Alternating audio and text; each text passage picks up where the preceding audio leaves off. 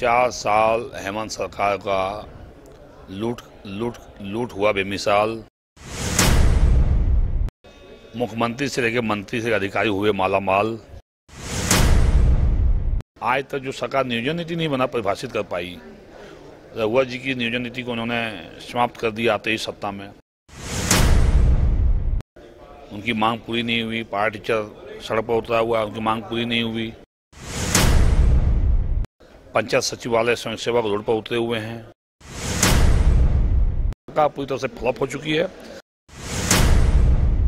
झारखंड की हेमंत सोरेन सरकार ने अपने कार्यकाल के 4 साल लगभग पूरे कर लिए हैं। एक ओर जहां सरकार दावा कर रही है कि सरकार ने जो वादा किया था उस वादे को पूरा की है, दूसरी ओर भारतीय जनता पार्टी लगातार सवाल खड़े कर रही है। आज हमारे साथ बातचीत करने के लिए भारतीय जनता पार्टी के विधायक रणधीर सिंह मौजूद है। बातचीत करेंगे कि सरकार दावा कर रही है कि 4 साल बेमिसाल, 4 साल में जितने वादे सरकार ने किया था उस वादे को पूरा किए। बीजेपी इसको किस रूप में ले रही है? 4 साल हेमंत सरकार का लूट हुआ बेमिसाल। अवैध पत्थर, अवैध कोयला, अवैध बालू राज्य से बाहर भेजा गया। मुख्यमंत्री से लेकर मंत्री से अधिकारी हुए मालामाल। किसान बदहाल, युवा रोड पर, बेरोजगारी की समस्या का समाधान नहीं हुआ, महिलाओं की समस्याओं का समाधान नहीं हुआ। पंचायत सचिवालय स्वयंसेवक रोड पर उतरे हुए हैं, उनकी मांग पूरी नहीं हुई। पारा टीचर सड़क पर उतरा हुआ, उनकी मांग पूरी नहीं हुई। आंगनबाड़ी की सेविका सहायिका बहनों की मांग पूरी नहीं हुई। सहिया जल सहिया बहनें रोड पर उतरी हुई है। मनरेगा कर्मी रोड पर उतर के आंदोलन कर रहे हैं। और आप देखें तो तेजस्विनी की बहनों की नौकरी चली गई। यही तो इस सरकार का है कमाल। इसलिए हेमंत सरकार, इन्होंने हेमंत जी ने कहा जब हम सत्ता में आएंगे तो 1 साल में 5 लाख नौजवान को रोजगार देंगे। 4 साल में मैं इस सरकार से पूछना चाहता हूं कितने लोगों को आपने रोजगार दिया? एक भी नौजवानों को रोजगार नहीं मिला।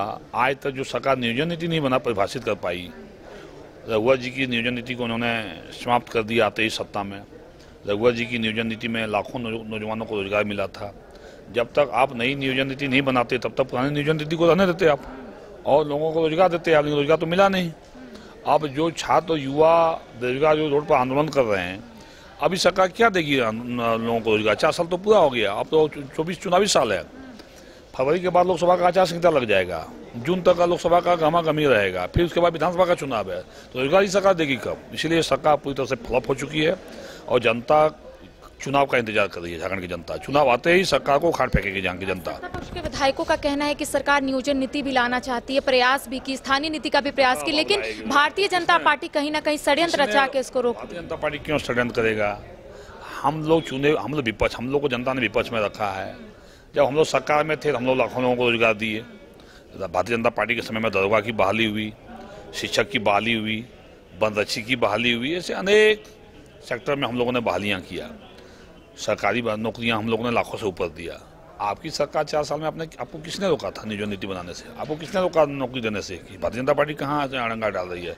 जब आप नाच न जाने तो आंगन टेढ़े, आप काम नहीं कर पाए तो भारतीय जनता पार्टी पर कर रहे हैं। भारतीय जनता पार्टी कहाँ इसमें है? भारतीय जनता पार्टी की यहाँ सत्ता नहीं है, तो भारतीय जनता पार्टी क्यों आप विरोध कर रहे हो? अगर भारतीय जनता पार्टी आपका गठबंधन की सरकार होती, आप कहते कि भाई भारतीय जनता पार्टी की गठबंधन सरकार नहीं करने दे रही है, आप तो गठबंधन कांग्रेस के साथ आपका है, तो कांग्रेस इसका मतलब कहीं कांग्रेस से रोका है आपको क्या? तो कांग्रेस जेएमएम की सरकार पूरी तरह से फेल हो चुकी है। जनता इसको अब उखाड़ फेंकने वाली है। उनका कहना है जहां जहां गैर बीजेपी शासित राज्य है वहां पर केंद्र सरकार से सहयोग नहीं मिल रहा है। झारखंड का उदाहरण उन्होंने दिया है। कहीं भी केंद्र सरकार, मैं आपके चैनल के साथ जिम्मेवारी के साथ कहना चाहता हूं कि केंद्र सरकार किसी राज्यों के साथ भेदभाव नहीं करती है।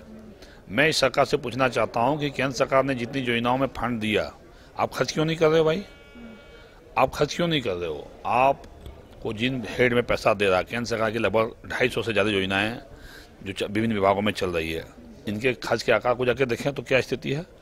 जब आप खर्च नहीं करोगे, जब उसका पहला किस्त का खर्च नहीं करोगे, उसका यूटिलाइजेशन सर्टिफिकेट आप भारत सरकार को नहीं भेजोगे, तो दूसरा किस्त तो भारत सरकार देगी नहीं। क्योंकि मैं मिनिस्टर रहा हूँ, मुझे पता है। मैं जिस विभाग का मंत्री था, कृषि पशुपालन सहकारिता विभाग, लगभग उसमें 45 योजनाएं भारत सरकार की थी और सारी योजनाओं का हम लोग खर्च करते थे तो यूसी भेजते थे, भारत सरकार पैसा देती थी। अभी वर्तमान सरकार खर्च नहीं कर रही है, पैसा कहाँ से देगा भारत सरकार? अब प्रधानमंत्री आवास योजना में इतना पैसा दिया, 4.5 लाख प्रधानमंत्री आवास का आवंटन दिया, खर्च ही नहीं कर पाया सरकार।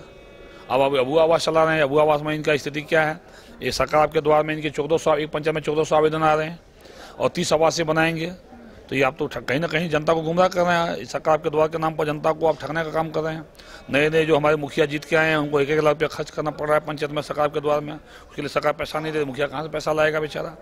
तो ये कहीं नहीं, ये पूरी तरह से सरकार फ्लॉप हो चुकी है और ये सरकार क्या रिजल्ट आने वाला समय में जनता खुद देगी। एक आखिरी सवाल कि अपने क्षेत्र के लिए आप अब तक क्या कार्य किए इन 4 सालों में और क्या कार्य अभी अधूरा है जिसको आपको पूरा करना है? ऐसे कुछ दिमाग में टॉप 3 लिस्ट में क्या है?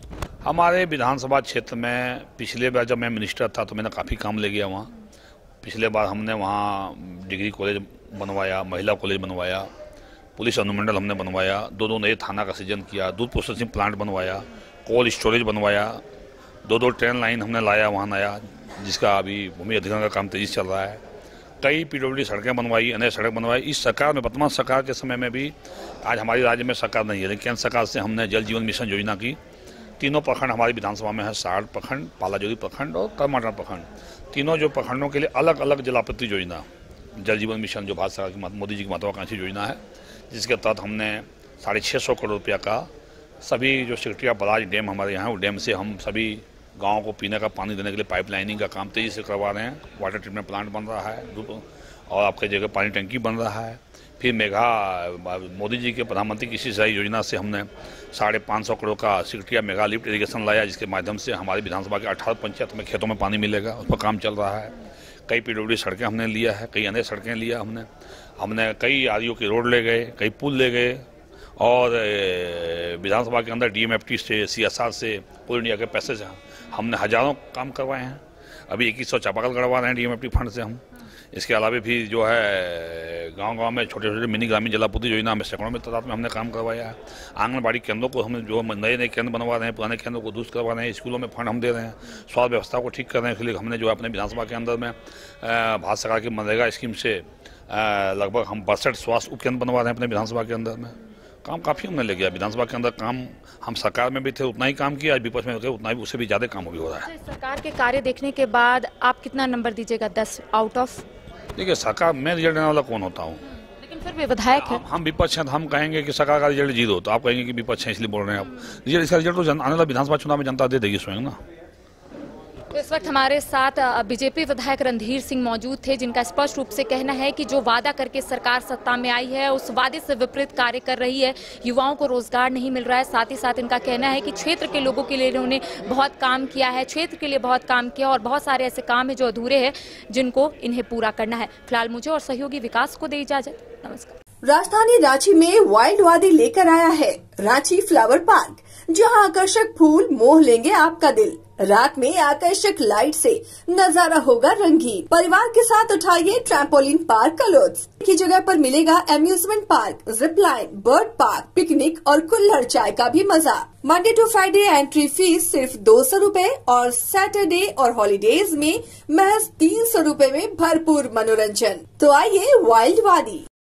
IIT जी नीट एस्पिरेंट्स के सपने को पंख देने आ गया है कंप्लीट सॉल्यूशन इंस्टीट्यूट। यहाँ है smart classroom, 1-to-1 doubt clearing session, ask the expert, video solution और भी बहुत कुछ। मतलब हम करेंगे आपको गाइड, बनेंगे आपके mentor. Foundation classes from class 6 onwards for your bright future. Visit complete solution institute.